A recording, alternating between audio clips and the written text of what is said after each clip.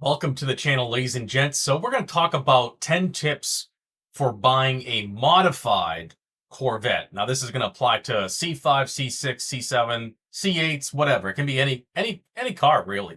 It doesn't have to be a Corvette. Any modified sports car, hypercar, project car, whatever. I want to cover modified cars because stock cars are kind of easy to figure if they're stock or if they're just untouched, and you're really only worried about miles and kind of condition. Okay, those are a lot easier. When it comes to modified cars, highly modified, performance cars that people have put aftermarket parts into and all sorts of different things. It has different wheels, different transmission, possibly different engines, different blower, different turbos. But I'm gonna base this off a Corvette C6 because that's my strong suit right now. But it also applies to C5s and C7s and C8s, obviously. But let's get into it. So number one is going to be one of the factors I would say is how many owners does it have? This is a big sign to know the condition of this car and what has happened to it and the history of it. If this thing has had more than 3 owners, it should be a huge red flag, okay? Especially on modified cars with a bunch of aftermarket parts on it. If it's had more than 3 owners, I would be very suspicious. Make sure it has a clean title. Ask if it's been wrecked. Has a body or a frame been repaired in any way? This will basically ultimately, be related to its resale value if you were to sell it down the road.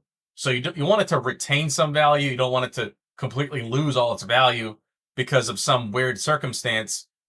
You bought this car and the frame was tweaked, or it had some kind of like patchwork done to the fiberglass or the carbon fiber on the body, and it's been wrecked at some point, and then you just lose a shit ton of resale value when that happens. You essentially want the car to be intact in its original state, even though it's been highly modified and might have 1,000 horsepower at the wheels. All right, so moving along to number 2, and that's going to be doing a thorough PPI, which is pre-purchase inspection. Now, this can be done by yourself or it can be done by a professional, but you want to take your time looking at the car, looking at having it up on a lift and driving the car. Hire a professional that knows this particular niche or platform extremely well. Like, the best people who can do this for you are people who have physically built these cars for a living, okay, and know the ins and outs of the engine bay and underneath the chassis and all these things that come into play when it comes to modified cars. They've seen it. Those are the guys that are going to be able to pinpoint something in a split second versus you that might be brand new to the platform. Okay, there's a lot of stuff to look at. When you first look at a car, from my experience, I did the pre-purchase inspection of my car because I had somewhat of a familiarness with the car, working on cars, and, overall, checking out the car for the vitals, okay, let's say. And I can tell when I see something that's off or not, worn out or whatever. But, you want to get the car up in the lift, have it looked at by yourself or a professional, have them give the okay to say, yeah, this thing looks okay for the price that you're paying, or whatever you accept, okay? And then you can talk about if you find things with the seller and work something out. But very important to do a thorough PPI. And that goes on to the next thing. Number 3 is going to be, what are the mods that was done to it, and was it tastefully done? And do they have any receipts on the parts used? Okay, so some cars get sold off and they have some kind of stage 3 or 4 or 2 cam. People don't even know what the hell cam is in it. Okay, they don't even know what kind of blower's in it. They don't know what kind of pulleys on it. They don't know what kind of heads are on it. They don't know what kind of valves are in it. Okay, they don't know what kind of push rods or timing chain or any of those internal components or fuel system or sizes of lines and sizes of fittings. It helps to have a complete list of all the build list of the car. All the specs, all the cam specs, all the head specs, all the things that were done to the car, where the head's ported, was the blower ported, what's the offset on the wheels, all these different things. You're going to want to know when you buy the car as much as possible. Most sellers will actually have that information in some way, and it can relate that information to you. What kind of aftermarket parts are done to the car? Okay, have been added to the car, because it's going to make your life easier down the road when you need to figure out. It's like, okay, do I need to change this cam out or these heads out to go to the next level of build on this car? Okay, otherwise you're going to be stuck taking things apart and physically measuring or speccing them yourself in some way to figure out what kind of parts you have. And sometimes it's impossible. They're not stamped or they don't have part numbers. And, it's just your best guess. But it's good to have part numbers, what stage cam, this and that, all these very specific things, having the cam card that was installed in a car, related to the car. But these things are really, really important. But let's move on to the next one, which is going to be number 4. Does it have the proper supporting mods and reliability mods? Was it built by a cheapskate?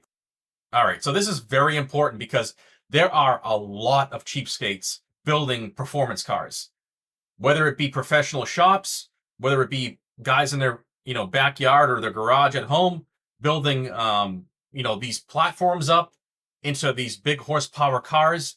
There are cheapskates and corner cutters all over the place, and even if you pay someone big money at some shop to build you a car, there's still a possibility for them to cut corners. Okay, they will maybe not put the proper supporting mods and reliability mods into the car. They might just put the power mods in there, the power multipliers.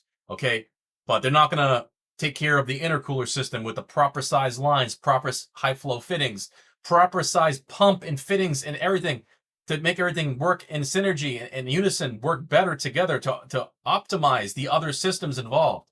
Okay, high pressure, high scavenge oil pumps on Corvettes. Like, some people will build these motors without the proper oil pump to support all this extra damn horsepower. They're freaking crazy. Okay, they stay with the stock pump and they wing it. Okay, this is what I'm talking about. When you step up in power, there's also other components that have to step up and be heavy duty as well to make that car last, to make that car live. So it's very important to figure out what other supporting mods and reliability mods were done to the car and make sure it wasn't built by a cheapskate. Okay, because if it was built by a cheapskate, like I said, even if it's a professional shop, they still are cheapskates. Okay, they will put inferior parts in your car just because it makes them more money. Okay, that they do it.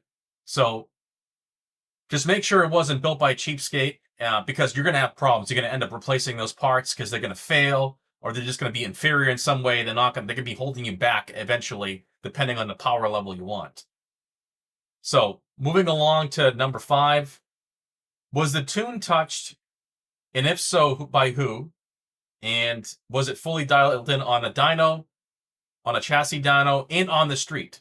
Okay, any dyno sheets, boost, or AFR curves, any data logs involving that. So basically, was that whole process documented? Did they do a proper, dyno tune? Wind it out, make sure the full power band is good. Take it on the street, make sure all the street manners are good. Make sure all the things are all dialed out, all the bugs and all the kinks and everything. Make sure it has good manners while driving on the street and from a stop. And when you pick up from a stop, it doesn't have any weird hiccups and hesitations in the airflow or in the tables when it comes to just having your car operate smoothly. And also have some kind of proof like dyno sheets, boost, and AFR curve data, whatever it is. If it's charts on a piece of paper or if it's actual data logs on HP tuners, have something, okay? That way you can show that, okay, it's operating at the proper AFR and it's not running lean or some kind of spicy tune that you're getting from this vehicle. That's also important. A lot of people don't save this information, so it's really hard to find this information when you buy a modified car. They usually give you a dynograph and that's it. But how much boost you're running and how the boost curve looks, as well as the AFR curve, is that safe for the car? Okay, that's very important. And you want to establish a relationship with the person who tuned the car, so that way if you have any issues, he can go look at it and it's the same person looking at it. That's very important. You want to know who tuned it. That way you can possibly go there in the future and take care of those other you know, touch-ups or whatever down the road. So moving along to number 6, does it have the factory block or was it changed out for something else equal or nicer? Okay, so this is important, you know. Does it have the factory block or did they go ahead and change it out for something, or maybe did they change it out for something totally different and they're trying to fool you that it's something else. Okay, so that's very possible. People have actually sold cars at auction with a lesser inferior motor on it because they took the motor out and replaced it with so they took out an LS9 and put in an LS3, okay, and basically are going to dupe the people who possibly are going to buy it because they took out the better motor and put in a slightly inferior motor in order just to sell the car at auction, okay, and then do whatever else with the other motor. So be aware that people switch motors out depending on the circumstance where you see it and where you buy it. That does happen at auctions. So that right there is something you have to be very well aware of. That happens is people take motors out and replace them with something else. But if they're replaced with something better or something more fortified or heavy duty, like an LSR, a LSX motor, or, you know, LS9 block, LME block, Dart block, all these things, you know, those are good things because they replace it with something a little more substantial and better than stock. Okay. All right, moving along to number 7 is going to be what exterior mods are done and like what's the condition of them. Was it done tastefully? This, you know, this is just like one of the other ones that I mentioned. What are the exterior mods? People go crazy sometimes and put all this extra stuff in the car and it's not even needed. You know, I personally like the OEM Plus look. I like extra things, but it's got to look factory. It's got to look professionally done. It's got to look like it matches the car. A lot of people put all this extra stuff in the car and it looks just weird. Okay, if you ask me. They ruin the original design of the car most of the times when they do add these extra crazy spoilers and all these stuff that look a little odd in the car. But moving along, it's going to be number 8 is going to be interior mods. What interior mods did they do? And does it look tasteful? And what's the condition of the interior? Did they make the whole interior yellow or red when it used to be a very subtle gray and black? Okay. Did they go nuts and go full Puerto Rican and on this interior and like ruin the resale value of this car and don't have any other replacements for it because they just like butchered up this car and put all these like stupid things in it? Okay. And it wasn't done tastefully. That's another thing you got to worry about. A lot of people like to customize their car and completely trash the interior and exterior while doing it. All right, so let's move along to number 9. Did the car ever have meth or nitrous on it? Okay, this is this is a big one. If the car ever had meth or nitrous on it, just accept that you are possibly inheriting a headache. Okay, that is the number one killer of motors is meth and nitrous. Those motors are probably hurt. The head gaskets are probably about to go. Okay. All sorts of shit happened probably to that car at some point. Meth pumps are renowned for failing. All sorts of things happen to these systems. Okay, all these extra pumps and solenoids are made in China. And these companies, even the well-known companies who make these components and systems, they source parts from China. Okay, understand that. They're plastic, they're junk parts, they're not high quality stainless steel or titanium. They're just cheap plastic crap and solenoids and valves and all this shit that breaks after a while. And guess what? When it fails, it's going to take your motor out. Okay, you're going to run lean as hell when that meth pump fails. When something fails on those systems, your motor's done. Okay, and it can just fail a little bit and change the AFR as much as to ruin your motor without even knowing it. And then the car just feels like it doesn't have enough power. And now the guy decides to sell it. It's like, oh, it doesn't feel as strong as it used to.